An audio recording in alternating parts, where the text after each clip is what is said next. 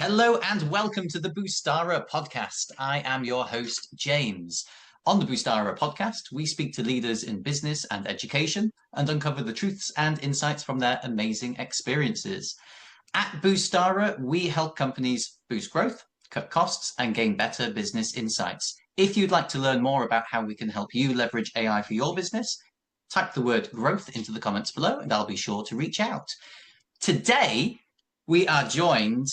This is the first PhD, the first doctor we've had on the show. There we go. Dr. Rachel M.K. Headley, CEO of Rose Group International. Welcome, Rachel. Thank you. It won't be your last, I'm sure, but it's fun to be the first. Well, it's important to be the first, right? Rachel, where are you calling us from today? Because I think we're almost opposite ends. I am in a place where most people have never been, which is I'm in a little tiny mountain town called Spearfish, South Dakota, which for those of you who are reaching for your map apps right now, it's in the middle of the US, a little bit toward the top. So I'm almost Canadian. Ah, nice. Yeah, put a pin in the middle. That's right. I know everything around the coast. In the middle, it all sort of becomes one state for me. But no, amazing. Right.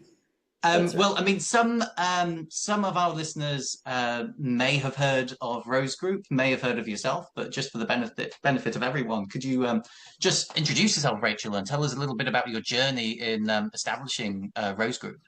Man, when you get to be my age, James, it takes a long time to tell that story. So I'll try to pick some highlights.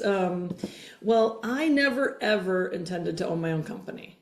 So for those of your listeners who are like not sure it's the right decision or have never tried it, I totally get I never saw myself as a business owner challenge. And so I went into, I'm a team. I like to be around a team, a big team. I'm attracted to big teams, big problems, big complexities. And so I started my journey as a scientist because I loved telling stories about new discoveries. I love it. That's a big part of what I really enjoyed when I was young. I still enjoy it now. But what I discovered is the way that you do research and do science is very detail oriented. And that is just not how I'm wired. So very early in my career, I found myself wondering why I hated my job and everyone around me loved the job and they was the same job. And I thought at the time when you're young, you think, what's wrong with me? What am I missing? All these people I love and respect don't feel the same way. And what I've discovered later in my life is I'm what my company, what Rose Group calls chaos tolerant, which means I'm very tolerant of lots of things going on all the time. And in fact, if I don't have that in my life, I make it. And we all know those people. Maybe you're one of those people. And so what then my journey gets very complicated and weird because I was always looking for the next sort of hit, right? You get sort of addicted to new creative challenges. And so I guess at the end of the day, I was probably meant to own my own company so I could continue to pursue that in the ways that I want. And so I went from PhD scientist, I worked for the UN, worked for NASA's Landsat mission, which was a great privilege. It's the longest running civilian program in the world. And to be a small part of that for about, decade and a half was a privilege by far. But at the end of the day, it became a job, just like all the other jobs. And I got really good at what I was doing and I wasn't challenged anymore. And so much to my parents' chagrin, I quit a very solid, reliable, government job. Yeah. And I just started working for myself. So it's been, now Rose Group is, we're a boutique, what's called a boutique consultancy, which means we're not like a onesie twosie consultant, but we have a team, but we're not big. We've got about 10 plus or minus, depending on the year and what's happening. And so that's where we're at now. And I've got a business partner who's amazing and she's a millennial. I'm a Gen Xer. So we have some differences in how we operate, but it's been really, really great. So it's kind of how I got here. It's amazing. Yeah. I guess that kind of, that need for chaos, right? I suppose in consultancy, in the way that you guys work, it's like well, go sort out other people's problems, right? That's the it's going to be different every day and with every client. Yeah, really. I mean, but the challenging thing is, as a business owner, is, what we used to joke about when we first started our company was like, we would tell, executives or business owners, give us your credit card, we'll make your life amazing. Right? Like Mm, like we also, because we have a huge range of skill sets. We really fought niching for a long, long time. Because again, like we like lots of different problems. All problems are interconnected. You yeah. can't really, if you have 10 problems that are all mixed up and you solve this one, it doesn't really solve the rest of this. And so we like to like solve systematic, complex issues. People do not want to buy that. And Mm, so our sales journey by far is the hardest and the most complex thing that I've ever had to figure out. And it's ever changing. And so I would say that in the beginning, we mostly did leadership development. mm, And as a person that came from a really big organization, I kind of eye rolled about leadership development because I felt like the people that actually needed leadership development were not getting leadership development. And so it was all like the young, hungry, optimistic people that were taking it, and not the people that could really use some advisory and evolution of how they manage people. But so that's how we started. But Meg, my business partner, is a huge fan of leadership and growing leaders. And so she was very passionate about that. So we started that. And then I had to admit later that we became a project management company because we really operationally solved issues for people.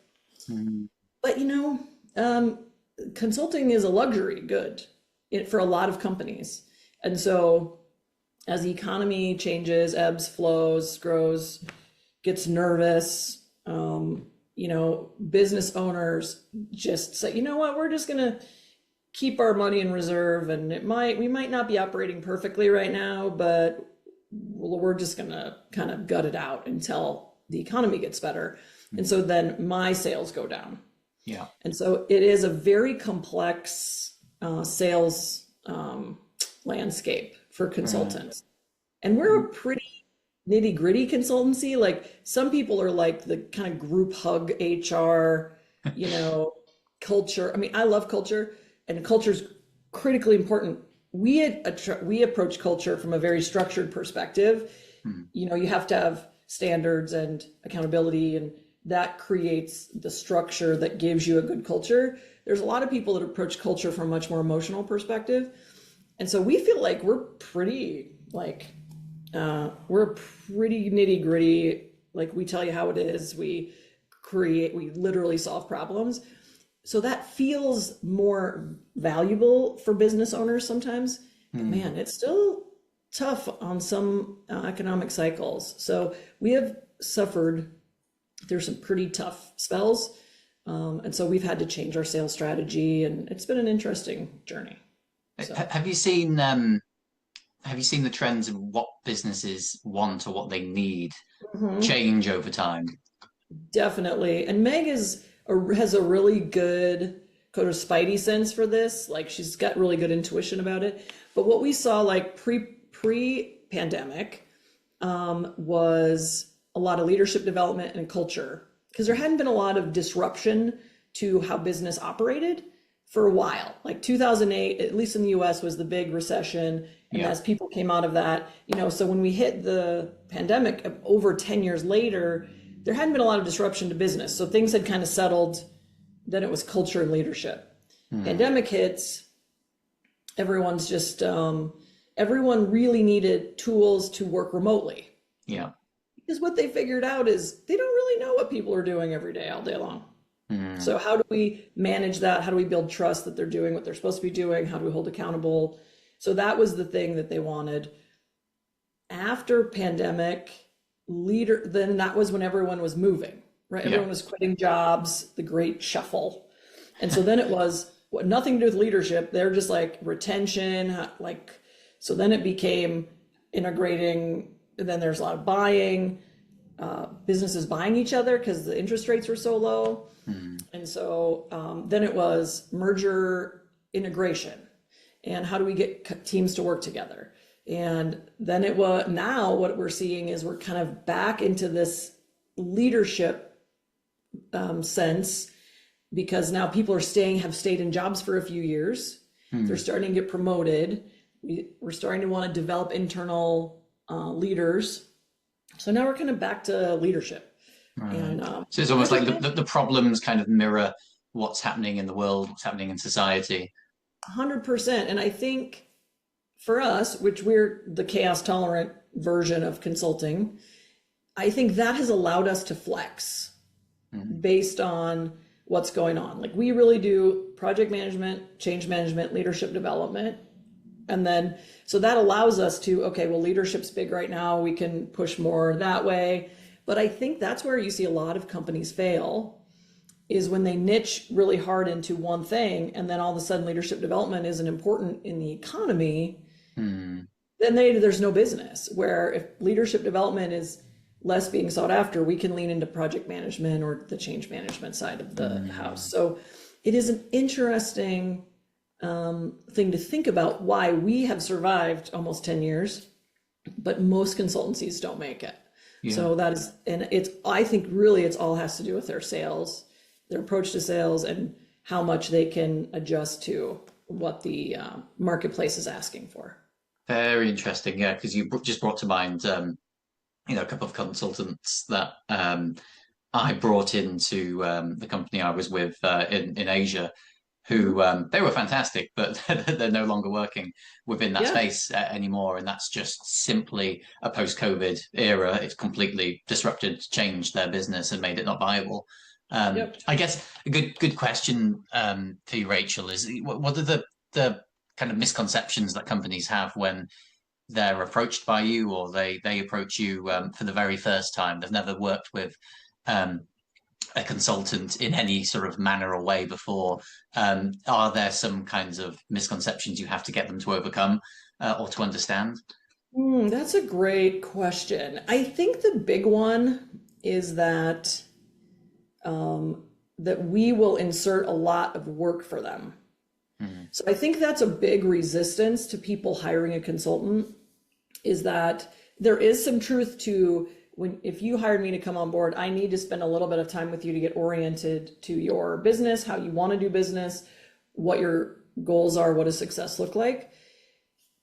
But then once we get to that point, then a good consultant should make your life easier and better and more effective. So if you're hiring a consultant that feels like I'm having to do more work, or there's busy work, or they're disrupting too much, or they're not helping, I think that's a big one. Is that I've experienced, because people don't like change very much. And so to hire me means that there's going to be some changes. So that's a big one.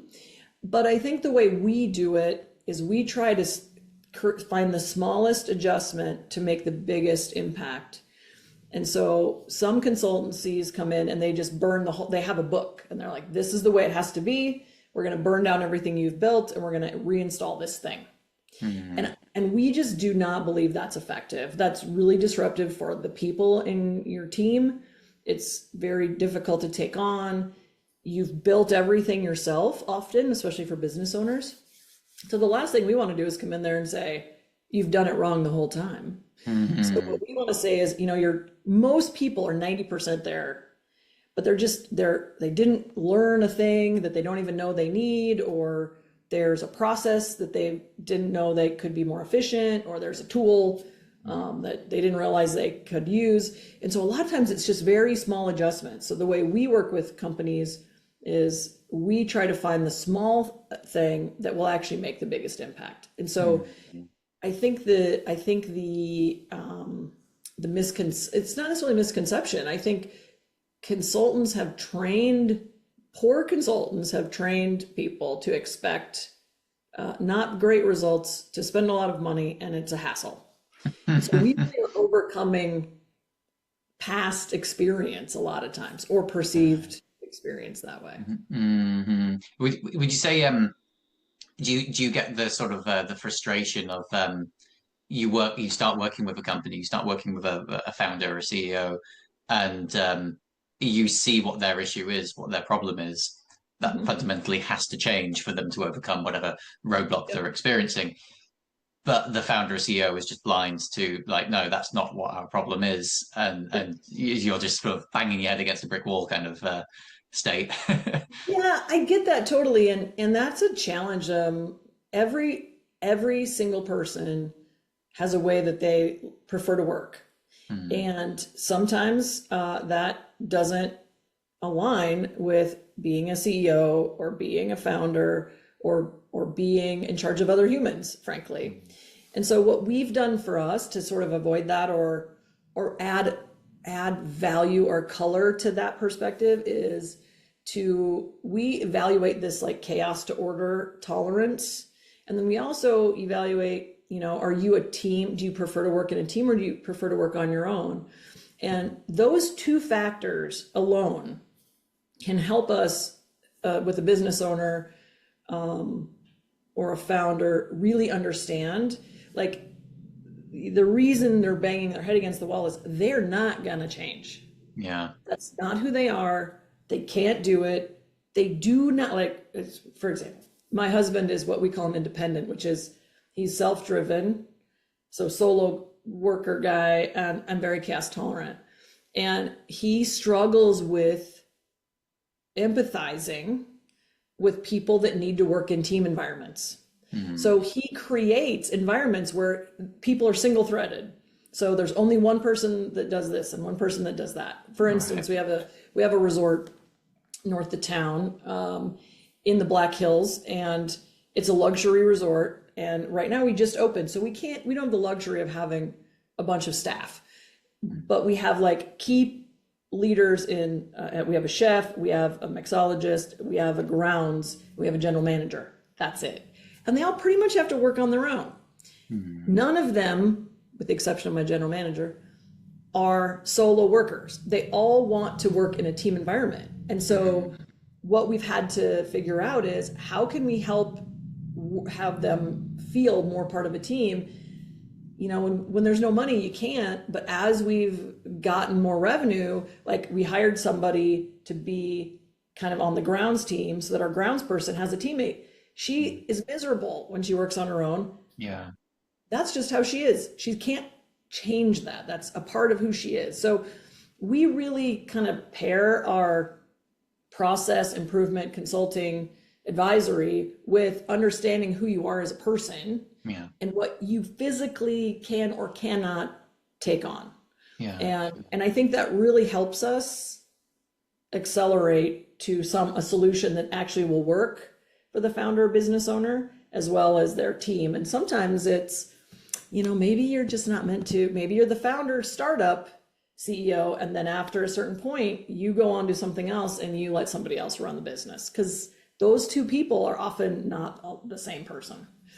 So there's some of that goes on that we bring into the mix on our consulting. Very interesting. You mentioned the word accelerate there, which it kind of springs to mind when I think consultancy, because is it a kind of balancing act in owners wanting to see results kind of quick now, and you've been able to give sort of quick now, within a month, within 2 months, visible results, when often you probably know yourself that this is something that you're not going to be able to see the results for until sort of 6 months, a year, 2 years in the future. Is there a sort of balancing act, I suppose, that you as a business owner, how you work with those owners to make sure that they see results quite soon, but also it's helping them grow, or it's helping them overcome sort of long term?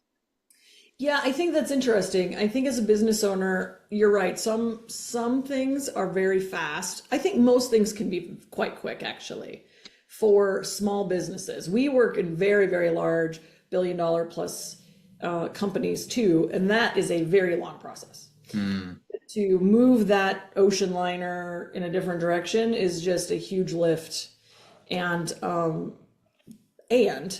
but what we find with a small business is almost everything can be quite quick.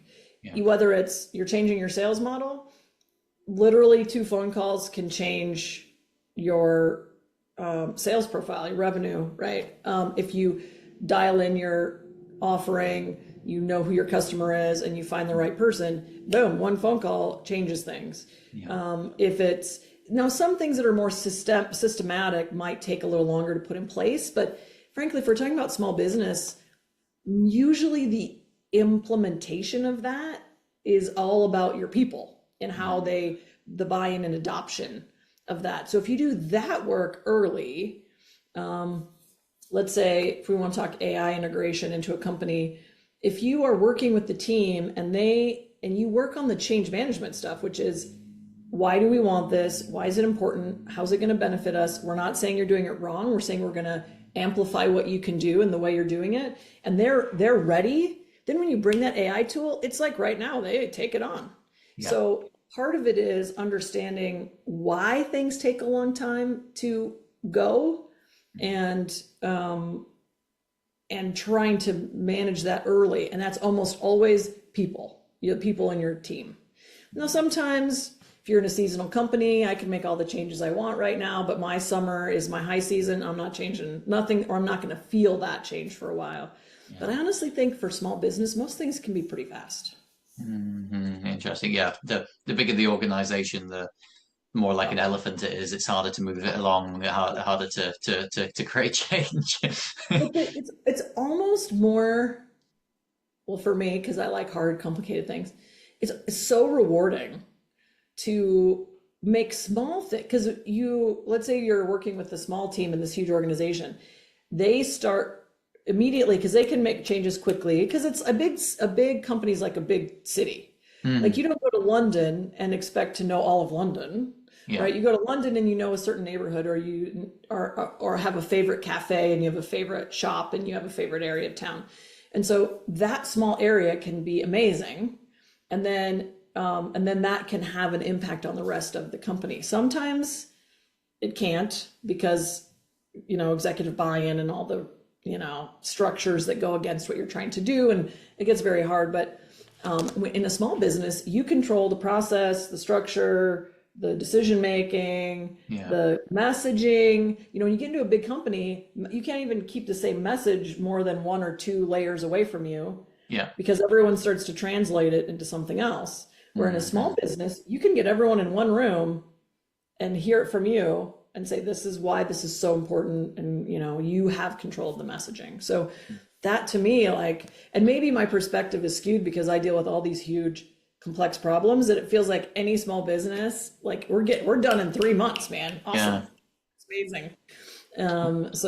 Would you say it's more satisfying than, when you work with the bigger organizations and you finally unravel that big problem? Because like you mentioned it, like when you're in a job, you get good at it and then you get bored, right? And you want to move on, right? And I guess with the challenges, it's the same. If you're always dealing with small businesses, the same problems, and it gets very boring, I guess. Well, I shouldn't say boring because it's very rewarding. It's just rewarding in a different way. So it's much more like, and I should say, I'm the weird one of the company. Like most of my business partner, my colleagues are like, give me an executive advisory role where I can help fix 2 or 3 things in one person's company, and then she's off and running, and I can go on to the next thing, right? So, but like I'm doing an advisory role for one gentleman right now, an executive, and he is going through, he had one of his employees had a whistleblower complaint. So in the US, that's like an anonymous, complaint against someone in his one of his directors. And so I've accidentally been there to help him work through this. He's never had to deal with it. It's a whole new thing. And even though that's a one-on-one relationship and it's a pretty structured, very specific solution, it's been really rewarding to see him grow and create new tools and develop skills in ways that he probably never would have without my input and support. So, I mean, in that way, that's sort of emotionally rewarding. Yeah. And the big stuff for me is like sort of my brain gets happy about that. Like, so I wouldn't say boring. It's just a totally different, satisfying. Right. I don't do a lot of advisory because of that, because I want to use my brain to do complicated, hard things. Yeah. but the emotional satisfaction of seeing somebody like really step into who they are and a better leader and more confident and just understands how other people work and how to actually manage other people in a way that works for them and the organization, man, that's pretty great too. Amazing. Yeah. No, that's and that's how work should be for anybody, right? Yeah. You should be motivated, you should be satisfied with every day, every challenge that you get given. You mentioned AI before, so I've Mhm. got to ask the question. AI. What's your opinion? What impact is it having in your space? 'Cause I mean, for Rose Group, I suppose will have been a traditional kind of consultancy Yes. pre this technology, and now as AI is rolling through, are you seeing an impact? Are you seeing a change in the way that companies approach you or work with you? hmm Yeah, I think it's the interesting thing about AI is that, part of the traditional consultancy sort of thing that we do is you can put in, we'll use chat as an example just because it's probably the most used. By the way, we call it Harold in the company. So if I say Harold, I'm talking about chat. So just so we're all on the same page. So when you can get into chat GPT and type in what's a good project management approach for this kind of problem? Or I'm having this kind of issue, what's a recommended steps to resolve it? Hmm. So you can get a very off the shelf solution easily and free.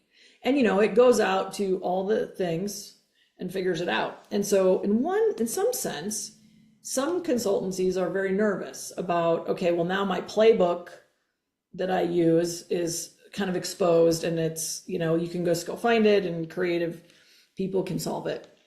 But the thing that always is missing is the human side of it, right? Like Hmm. even for us writing proposals, if you give me, I need these three things in a proposal, chat can give me those three things, but it doesn't give the nuance, the passion, the experience. It'll never have any understanding of the why if James, if you gave me a proposal, if you asked for a proposal, the chat will never understand how I understand you and your business and where you're at and where I think you can go. Yeah. So it can give, like any technology, it can give you the tool to get you there, but the actual execution, yumminess, sort of like using Excel. You can just use Excel as a table, Hmm. or if you're super nerdy about it, you can make it do all kinds of magic things, Yeah. but most people don't. And that's the way AI is going to be. Most people will use it for the very basic things that seem to make their life easier when they're intentionally using it. But Yeah. most people will not be able to use it for what's going to change their business or change how they do business or have any sense of what their blind spots are. And so I love AI. I think it's going to be amazing. I think let's do the things that nobody wants to do. Let's make it easier. Let's integrate it in a way that I don't have to go call up an AI to do something. It's Yeah. just integrated into what I'm doing. And I don't even have to see it. It's sort of like, you know, um, spell check, like Yeah. it just happens. Yeah. And so I'm excited. I think I'm excited for it to do things I don't want to do, like search through, like the most annoying thing in my life is when someone sends me a calendar link and says, here's my calendar. What time works for you? Like, Hmm. I find this to be someone's giving me a homework assignment, which is maddening to me. Like, just like, I'm very busy. Why am I the one searching my calendar to accommodate your schedule? Like, and I know Hmm. it's like this weird psychology thing, but it's just a thing for me. And yes, an EA can solve all those problems. But again, like, I want to just click a button and say, find AI, find a matching time. I don't even care. Here's the parameters I have. I'm pretty sure that's what I did with you. I'm sure, I'm quite sure. Which is most people that do that are they're trying to be like save Yeah, the yeah. 7 interactive emails about time and what works and whatever. Mm, But as a so this is one of the things we've debated. This is a perfect example of kind of human behavior, right? So my business partner, who is self-driven, so she's she doesn't care if she ever sees a human. It's not really true, but she works independently. Yeah. And I am a team person. And so she loves calendar appointment invites, like find a point on my calendar. She hates the 7 emails. Yeah. I hate the pick a time, and I would rather have a couple interactions to find a time together. So it's just those weird things, right? So I would just rather have like some magic AI tool, like figure all that stuff out for me. And then I don't have to pay a human to do some mundane, boring stuff to find a time on my calendar. Like people have, like, they're way more useful than resolving calendars. Yeah. So that's the kind of thing, like that's a very simplistic example, but I'm excited for AI to just do the boring stuff so I can use my brain on important things. And being creative. I mean, one things that happen, like I just look at my time like recently, because I felt like I was just like constantly in like, to-do mode and errands and this, that, and my accountant needed something and it's tax extension time. And I just felt like all my time was spent on sort of mundane things.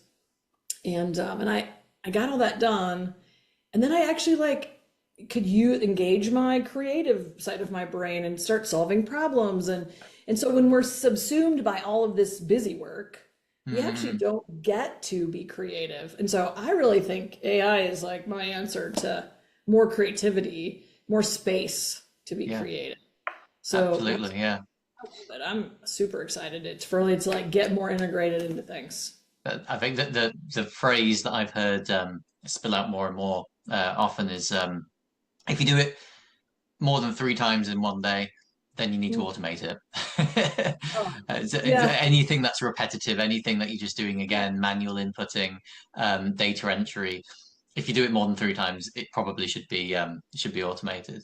Yeah, at least something. Yeah, I mean that's true. My husband's a builder, and his rule is if I'm going to do something 4 times, then I need a template or a model or a thing that makes that go much faster. So I have to recreate it every time. So yeah, I think that's probably true. I would hate to think how many things I do the same every day, at least 3 times a day. It's a lot. But I guess then AI, is it the death of consultants or creativity consultants? You would outright say no, absolutely not. No way. Well, it's just like anything, right? Like I'm sure when the computers first came on, it was death of the typing pool, which is probably true. But honestly, like those women probably had better things to do than just type all day, type notes all day, right? So I do think that some things will change, but you got to remember, for me, I'm chaos tolerant, man. I'm ready. Like I want to see what the next opportunity is. And so I see, and I came out of aerospace, and one of my favorite things is to see now we won't talk about Elon Musk as a human and all the things that have been going on with him. But the thing I loved about SpaceX is it completely is disrupting a monopoly on rocket launches. Right? So before SpaceX, the United Launch Alliance was the only one that could launch rockets. And so the fact that SpaceX is launching things is like wildly disruptive in that industry. So I think without technology disruption, we get complacent, things get expensive, we monopolize wealth, we do all kinds of other things and monopolize businesses. I think as a disruptor myself in the consulting, because we are absolutely like, there are big giant names in consulting, and they have a huge impact on the industry, and we are disrupting what their model is. And so as a disruptor in a very small way in my own industry, I see value because I provide creative new ideas, different perspectives. I don't have a playbook that's one size fits all. We customize everything. Like that is not absolutely what big companies can do. So I see a huge value in new ideas and new approaches and allowing more creativity and uniqueness for people. So Yeah, I love it. exactly. It's the disruption that it's going to cause across industries, but to leverage people to have more high value activities, more high value job roles, right? You just reminded me of a movie, and I'm terrible at this. I think of a movie, but I can Uh-oh. never remember the name, or it's a singer. I can't remember the name. I think it's Benjamin Button. I'm not sure, but there's the scene where there's people uh in just an office, typing away, and it's showing the guy going in and out every single day. And right next to the office block is a graveyard, and he looks out at the graveyard. It's like, every day just type. Oh, And oh, when you think of it in that way, of course, there's negatives for society that AI is going to produce, like yeah. anything, but the positives must be that our time can be spent in a more fulfilling manner Yeah. in every aspect, right? Yeah, and Hopefully. it's for sure, it's definitely sort of a privileged, you know, cultural perspective to want to have something that allows us to do less mundane things, right? Because there's most of Yeah, the world that does not get that opportunity. yeah, But I do think that for how we're living and I just really think, like, my husband's a builder and so he's in the trades, and there are incredible, even in like the trades, like plumbing, electric, and that sort of thing. Like, they're using tools and software and AI in ways that they probably never imagined. So you might think, well, this is only really applicable to people sitting behind a screen all day. And I really don't think that's true. I think that it's gonna, even people that are like out on the landscape, working outside, you know, doing the things they're doing, I think it's really going to help everybody in many, many different types of roles. And I can understand where, if you're literally in a manufacturing floor and you're seeing all this, fab robotics coming in, and that can be quite intimidating. And what happens to, mm, if you, that's your job. So I do understand that there's definitely a concern on the ground for, people need to, whether it's retraining, whether it's they get trained on managing that piece of equipment. mm, What can we do to help the transition? Because that's really the key. If we just put our head in the sand and say, no, it'll be fine for everyone, and then we have this whole group of people that are really put out of work, then I think we have to be realistic about it. And so I do think that being proactive and thinking through the challenges is important.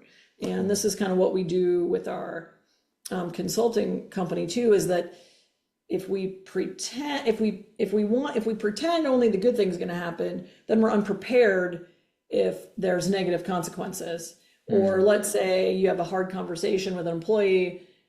What if they quit out of that hard conversation? Okay, if they leave, then what happens? And then who would be that role, and who would you select as an interim? And would what is the consequence? What are 3 steps from where we're at? And so I do think it's important especially for AI in certain industries, to think, okay, what is the 3rd step from here, and how can we mitigate, or how can we think through what that might look like? I think that's just sort of futurism in its best, where you think through all of the potential outcomes. Now, and I don't think there's a belief, I'm optimistic for AI.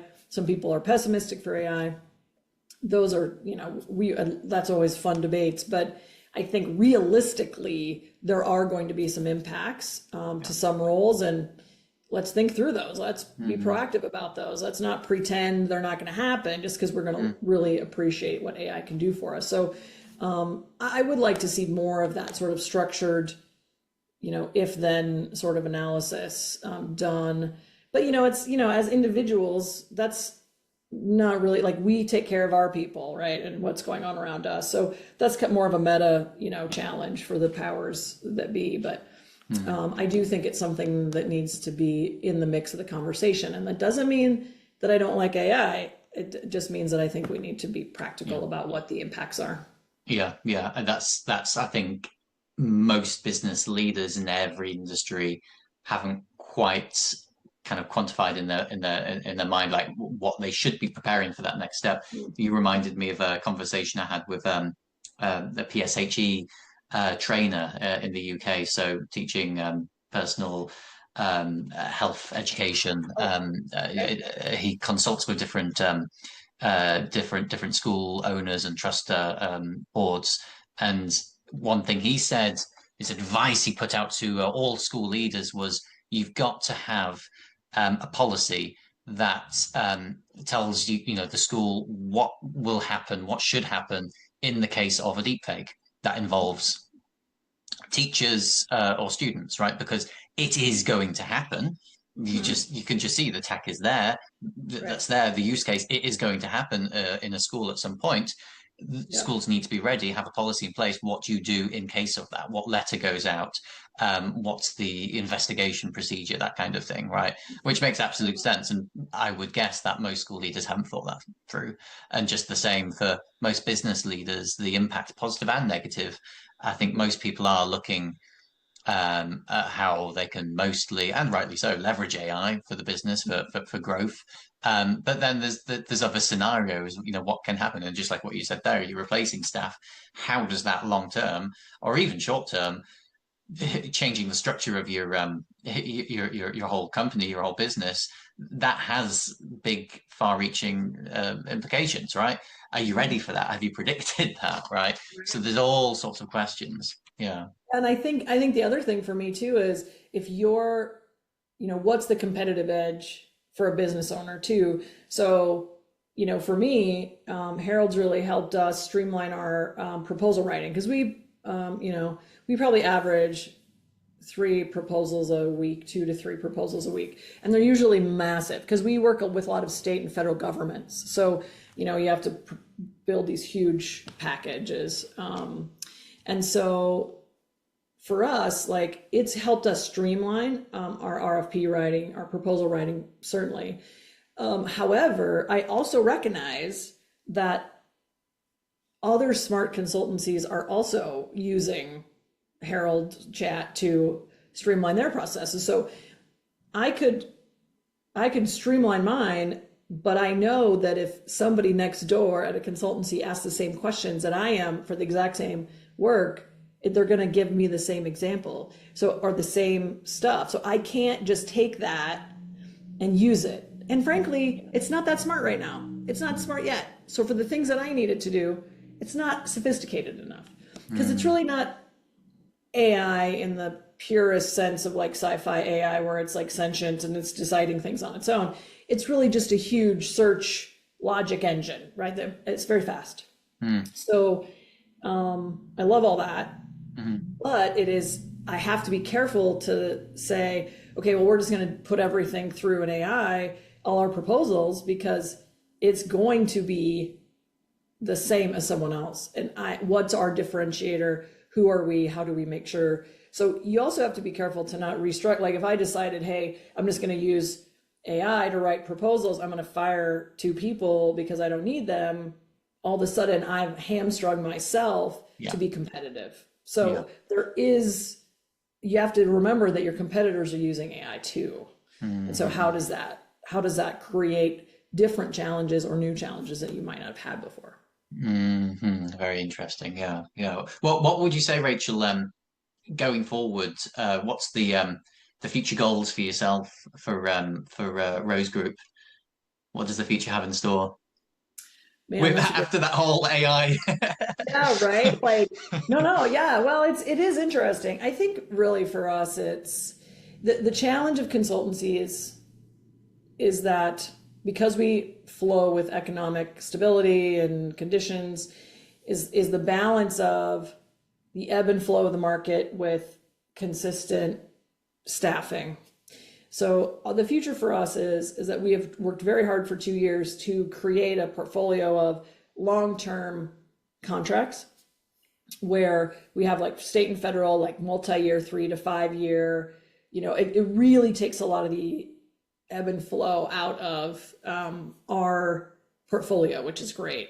However, we're actually we're adding on more back into the more corporate and small business space, because we focus so much on government to stabilize things that we've kind of lost the yumminess of some of the kinds of work we do. And so now that we've stabilized that part of the business, now we're actually leaning back into corporate and business challenges, because I think they've also planed out post-COVID. So people are kind of getting back into, okay, we've been doing this for 3 years now. We're running into the same issues, looking for help. And so we're excited to get back into more dynamic and faster paced solutions, which is super fun. Yeah. So that's what's next for us. Brilliant, brilliant. So, I mean, I guess any big organizations, but small organizations as well, that have a difficult problem or going through a difficult period, can reach out. And I suppose, are you open internationally in that way? Yeah, Are you open to working with organizations from around the world? we are 100%. We are English speaking, which does limit our reach for a lot of international work. But we have worked in the UK, and we've worked in Australia, and we've worked in organizations that have location, like they're US based and have international locations pretty frequently. So that's certainly something that happens a lot. And with my sort of UN and even my Landsat, my NASA background, that was a global mission. So we did a lot of international work there. So it's definitely one of the favorite things that we get to do when we get to work for an international company. And with our cultural perspective, we can we don't use straight American principles sort of for every one of our clients. So we do understand nuances of different cultural norms and that sort of thing. So yeah, it's always really fun to bring in an international client. And we are happy to bring that sort of American optimism and transparency to everything, if that's what they're looking for. But we also understand exactly what everyone in the world needs, right? We need that optimism every day. optimism, yes. I think like the wildly absolute transparency doesn't suit everybody in the same way. But no, well, we love working with international clients for sure. Brilliant. Well, if anyone wants to reach out directly to you, what's the best way to contact you, Rachel? Well, we're everywhere, and the website has probably the easiest, which is just rosegroupintl.com. But we're on every social, every LinkedIn. We're pretty active. So if you look, and the reason I use my middle initials is because there are other Dr. Rachel Headleys around. Who knew? So yeah, so definitely. It's not as common as James Johnson. I mean, I'm looking at my. I mean, that's true. That's true. I really struggle. I bet you do. I bet. So, but yeah, so anywhere. And frankly, we have an amazing team that range from former military to, we have some incredible team members, former military to health administration, to university administration, to manufacturing and mining. So we do a huge range of industries. So I guess that's our resistance to niching allows us to have a very rich perspective on challenges and opportunities in a range of different companies. So yeah, we'd love to talk to you. We have if nothing else, we'll have a great conversation about whatever's going on. So absolutely. Yeah. Well, I'll put your contact details below, Rachel, but it's been an amazing discussion. An absolute pleasure to have you on, Rachel. Well, thanks, James. And I'll make sure I know which James Johnson it is. Brilliant. And thank you everyone for listening.